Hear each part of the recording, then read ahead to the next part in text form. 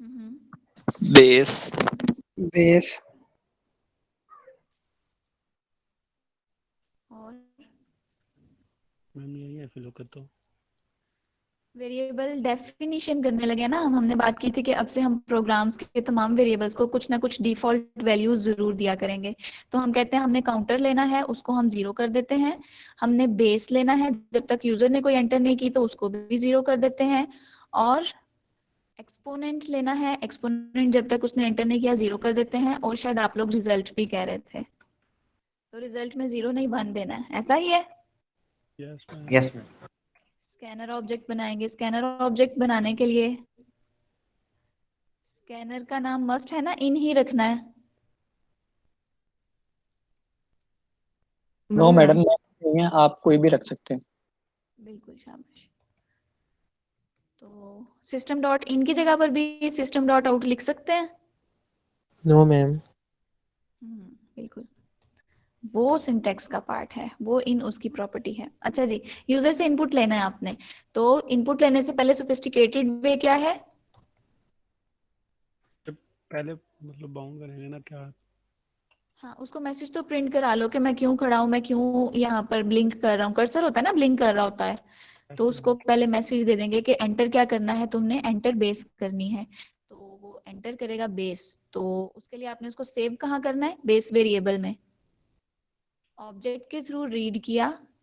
Function का नाम है नेक्स्ट। नेक्स्ट का सारा लाइक नेक्स्ट जो है वो टोटली लोअर केस का है, आई सिर्फ यहाँ पे कैपिटल है। तो किसी असाइनमेंट में मैंने देखा शायद कि लाइक यहाँ पे स्पेलिंग मिस्टेक थी, तो डेफिनेटली वो आपका कंपाइल भी नहीं हुआ होगा और उसकी क्लास फाइल भी नहीं थी उस असाइनमेंट सबमिशन में। अच्छा जी, तो आपने यूजर से एक चीज रीड कर ली। आपने दो इन्फॉर्मेशन लेनी है ना, एक तो आपने क्या लेना है? बेस, दूसरी एक्सपोनेंट। एक्सपोनेंट।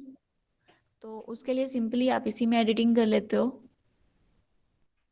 एक्सपोनेंट, और उसको सेव करेंगे हम एक्सपो में। वेरिएबल का नाम बिल्कुल वैसा जैसा आपने डिक्लेरेशन के वक्त रखा है, तो मैंने इस बार एक्सपो रख लिया है। कोई इशू तो नहीं ना? ओके। अच्छा जी, उसने क्या कहा कि आपने अब यूजर से इनपुट ले लिया है, तो पहले चेक लगा लो कि ये दोनों नंबर जो हैं वो पॉजिटिव हैं या नहीं, नॉन नेगेटिव हैं या नहीं। तो उसके लिए आप क्या लिखते हो? उसने आपको लिख कर बताया हुआ था कि आपने कंडीशन में क्या लिखना है, that number should be greater than और इक्वल टू 0। बस इसी को हमने जावा नोटेशन में लिख लेना है। तो यूजर ने बेस एंटर की, क्या वो बड़ी और बराबर है 0 के? एंड दोनों का होना जरूरी है ना, तो एंड लगाएंगे दरमियान में। एक्सपोनेंट। ये बात समझ में आती है? Yes ma'am. तो ये दोनों ट्रू होंगी तो ही आपने पावर की कैलकुलेशन के बारे में कुछ करना है। अच्छा, आप बॉडी लगा देते हो क्योंकि हमें लगता है कि एक से ज्यादा स्टेटमेंट्स जो हैं इफ के साथ कनेक्टेड है। अगर तो ये चीज ट्रू हो जाती है तो फिर जाकर तुम चेक करो कि क्या एक्सपोनेंट जो पावर है वो इक्विवेलेंट टू 0 तो नहीं है। अगर वो इक्विवेलेंट टू 0 है तो आप क्या करोगे? डायरेक्टली उसको आउटपुट दे दोगे कि भाई तुम्हारा जो है पावर का रिजल्ट ये आएगा, है ना? तो उसका आउटपुट भी देख लेते हैं, जिस तरह से उसने हमें आउटपुट का दिखाया ना बिल्कुल वैसा ही लिखेंगे। तो ये है समहाउ टू कैप, ये आगे आपके पास कैप का साइन है, फिर 5 है। तो इस तरह का कुछ आउटपुट दिखाना हो तो क्या करेंगे? टू कहाँ पे पड़ा हुआ है? बेस में। बेस वेरिएबल में। और ये जो कैप साइन है ये आपको स्ट्रिंग कंकैटिनेट करनी पड़ेगी। और फिर दूसरा नंबर क्या है? पावर है बेसिकली। और पावर कहाँ पड़ी हुई है? एक्सपो में। फिर समहाउ एक स्पेस है, इक्वल का साइन है, और रिजल्ट क्या है? 1। अब वो कैलकुलेट कराने की जरूरत नहीं है, वो मैं डायरेक्टली यहाँ लिख रही हूँ 1। तो कोई इशू तो नहीं इससे? ये स्टेटमेंट सबको समझ में आ गई? Yes ma'am. Yes ma'am. कि अगर पावर 0 हो जाती है तो कोई भी कैलकुलेशन मत करना, डायरेक्टली उसको ये आंसर दिखा देना। उस आंसर को बिल्कुल आउटपुट को इस तरह का दिखाने के लिए मैंने क्या किया कि 2 जो है वो किसी वेरिएबल में पड़ा है और 5 किसी वेरिएबल में पड़ा है समहाउ। तो एक्चुअली मैं ये ना सेकंड वाली स्टेटमेंट की बात कर रही हूँ, इस वाले की। 3 क्रॉस 0 1। हाँ, तो फिर उसकी वजह से मैंने यहाँ पे डायरेक्टली 1 लिख दिया। लेकिन अगर मुझे रिजल्ट कराना है तो उसमें क्या कंकैटिनेट करूंगी? रिजल्ट।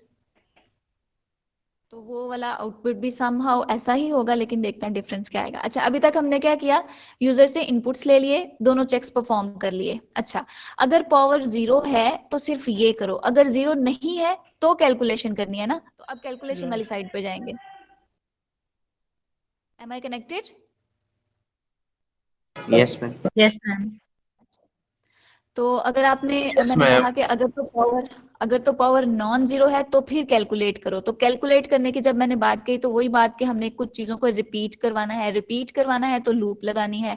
लूप में क्या करेंगे, हमने अभी बात की कि लूप हमारी स्टार्ट कहाँ से हुई है, 1 से 1 से। तो फिर मुझे काउंटर की वैल्यू यहाँ पे 1 कर लेनी चाहिए। 0 के साथ भी कर सकते हैं Yes, लेकिन ma'am. हम 0 के साथ भी कर सकते हैं, लेकिन उसमें हमें फिर क्या लिखना पड़ेगा, इक्वल का साइन शायद ना लिखते हैं हम। तो 0 के साथ भी जा सकते थे, 1 के साथ भी जा सकते हैं। तो जब तक काउंटर की वैल्यू छोटी और बराबर है 4 के, 4 नहीं एक्चुअली, हमने एक्सपोनेंट तक जाना है ना। हाँ, जो भी पावर होती है उतने तक हमने इसको रिपीट करना है, तो हम यहाँ पर एक्सपोनेंट लिखेंगे। ये बात समझ में आती है सबको कि जितनी भी उसकी पावर होगी उतनी बार हमने इसको मल्टीप्लाई कर देना है। चले, अब कैलकुलेशन क्या है बेसिकली, उसके ऊपर बात करते हैं। तो हमने क्या कहा, हर आइटरेशन में जब भी तुम अंदर जाओ, रिजल्ट में जो भी पहले से पड़ा हुआ है उसको तुम मल्टीप्लाई कर दो अगेन किसके साथ, वो जो 3 था वो हमने कहाँ स्टोर किया हुआ है, Base. हाँ। तो हम यहाँ पर बेस वेरिएबल लिखेंगे। ये बात समझ में आती है सबको? Yes, ma'am. ये बेसिकली कैलकुलेशन यहाँ पर हो रही है कि प्रीवियसली जो भी रिजल्ट में पड़ा हुआ है अब के बार फिर मल्टीप्लाई कर दो वो नंबर जो यूजर ने एंटर करवाया है या वो नंबर जिसकी वो पावर जानना चाह रहा है, तो वो बेस में स्टोर है समहाउ। अच्छा, कैलकुलेशन भी हमने कर ली। फिर उसके बाद लूप के लिए 3 चीजें इंपॉर्टेंट थी, इनिशियल पॉइंट, फाइनल पॉइंट और अपडेशन। अपडेट कौन से वाले वेरिएबल को करेंगे, Counter. काउंटर को। काउंटर। तो काउंटर का नाम मैं इसलिए काउंटर रखती हूँ इंटेंशनली कि ना आप लोग आगे जाकर एक कंसेप्ट पढ़ोगे, काउंटर कंट्रोल लूप और सेंटिनल कंट्रोल लूप। तो काउंटर जो है वो समहाउ काउंटिंग पर चलता है ना, तो ये बेसिकली कंट्रोल कर रहा है कौन सा वेरिएबल, उसका नाम ही मैंने काउंटर रख लिया। ठीक है, तो सेंटिनल कंट्रोल के ऊपर हम बाद में बात करेंगे। तो काउंटर को मैंने अपडेट कर दिया, 1 बाय 1 जो है इसकी वैल्यू अपडेट हो जाएगी और ये जो है चलते चलते 4 टाइम्स ही कैलकुलेशन करेगा अगर यूजर ने ये एंटर किया होता, 3 की पावर 4 है ना।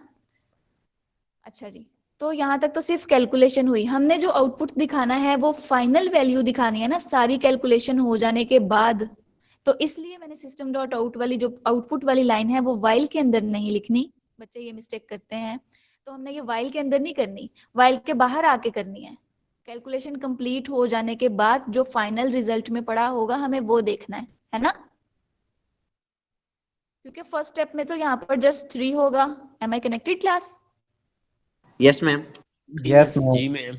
फर्स्ट आइटरेशन में तो यहाँ पे 3 Yes, होगा, वो तो ma'am. मुझे डिस्प्ले नहीं करवाना। सेकेंड आइटरेशन में यहाँ पर 9 होगा, मुझे वो भी डिस्प्ले नहीं करवाना। थर्ड आइटरेशन में करते करते मुझे क्या डिस्प्ले कराना है, जो फाइनल होगा, तो वो तो लूप से बाहर आकर ही होगा ना हमारे पास।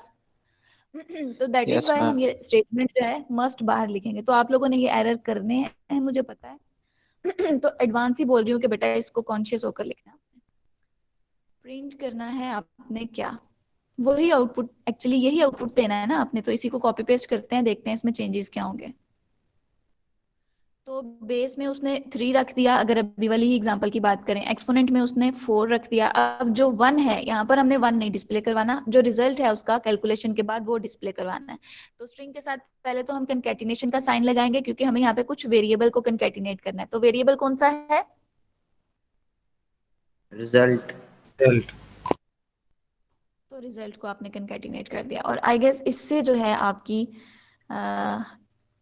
पावर कैलकुलेट हो जाएगी। तो प्रोग्राम की जो बेसिक जो है लॉजिक वो यहाँ पर है कि आपने चेक्स भी दोनों परफॉर्म कर दिए। चेक्स परफॉर्म करने के बाद अगर तो वो पावर जो है वो नॉन जीरो है फिर ही वो कैलकुलेशन में गया, और कैलकुलेशन में हमने सिंपली एक ही काम को बार बार करवाया, बेस को मल्टीप्लाई कर दिया रिजल्ट के साथ, और फाइनली आपने बाहर लाकर इसका आउटपुट भी दे दिया। तो यहाँ तक क्लियर है सबको, कोई क्वेश्चन?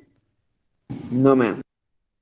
चलें पहले इसको कंपाइल करके देखते हैं, फिर ड्राई रन की तरफ चलेंगे अगर आपको हो गए तो।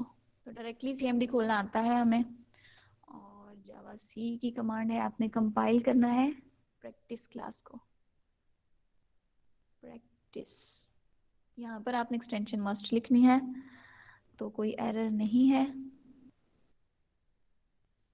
कंपाइल कर लिया, एग्जीक्यूट कर लिया, तो पावर हम वही दे लेते हैं 3 की पावर 4, तो रिजल्ट 81। तो ये मेरा ख्याल ठीक ही होगा। 2 की पावर 0, तो रिजल्ट हमारे पास 1 आया। अच्छा, एक और काम, यहाँ पे एक थोड़ी सी लॉजिकल मिस्टेक है। ये सेकंड वाली स्टेटमेंट नहीं आउटपुट होनी चाहिए थी ना? Yes ma'am. इसके लिए हम क्या करेंगे, इसको else part, if else, ma'am if के बाद लिख लेंगे, ये जो इफ हाँ, नहीं, इफ के बाहर निकाल देंगे। बड़े बड़े if के। नहीं नहीं, ऐसा नहीं है, एल्स को बॉडी देने की जरूरत थी। देखो, इफ हुआ तो ये करना, एल्स हुआ तो ये सारा इसके साथ कनेक्टेड है ना, एल्स वाले के साथ। लेकिन जी अभी मैम, वाले केस में मेजर वो क्या पॉइंट करता है? हाँ, अभी एल्स के साथ पता है क्या कनेक्टेड है? एल्स के साथ कहता है जब तक मुझे सेमीकोलन नहीं मिलता मैं काम करूंगा। उसको सेमीकोलन मिलने से पहले एक और ब्लॉक खुल गया वाइल वाला, तो वाइल ने भी कहा कि जब तक मुझे सेमीकोलन नहीं मिलता मैं काम करता रहूंगा, लेकिन उसको सेमीकोलन नहीं क्लोजिंग ब्रैकेट मिल गई। तो लाइक ये एल्स जो है ना अभी सिर्फ इतने पोर्शन के साथ कनेक्टेड है, जबकि हम ये एक्सपेक्ट कर रहे हैं कि ये भी उसके साथ कनेक्टेड हो, तो फिर हमें यहाँ पर बॉडी लगानी पड़ेगी। ये पॉइंट गेट किया आपने? तो इस तरह के समहाउ लॉजिकल एरर्स आते हैं, आपको उसको टैकल करना आना चाहिए।